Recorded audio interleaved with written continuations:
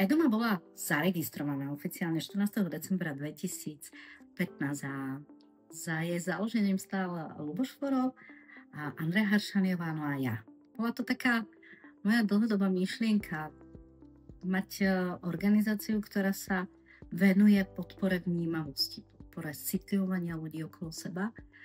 A bolo to niečo, čo vo mne rástlo niekoľko rokov. V rôznych štátnych organizáciách som vnímala, ako veľmi je kľúčové pracovať s mladými ľuďmi, ako veľmi je dôležité podporovať v nich takú schopnosť vidieť viac, než len je poznať na prvý pohľad. A žiadna organizácia mi toto nedokázala dať a žiadna organizácia sa tomu nevenovala. Takže som si hovorila, že musíme niečo také na Slovensko priniesť. A podarilo sa. Edoma bude mať tento rok 10 rokov od svojho založenia.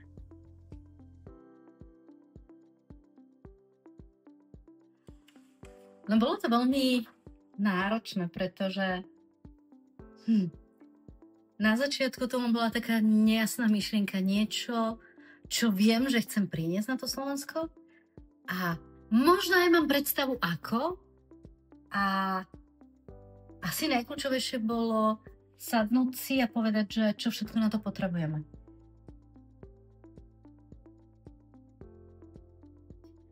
Edoma bude rásť dovtedy, kým tej vnímavosti bude okolo nás málo.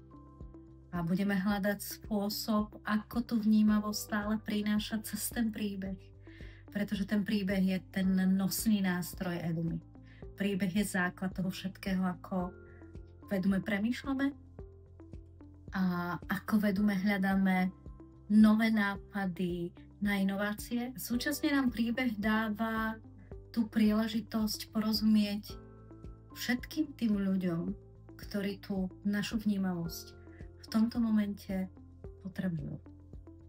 Možno nie len v tomto momente, ale možno ju budú potrebovať a ešte v nej ani nevedia.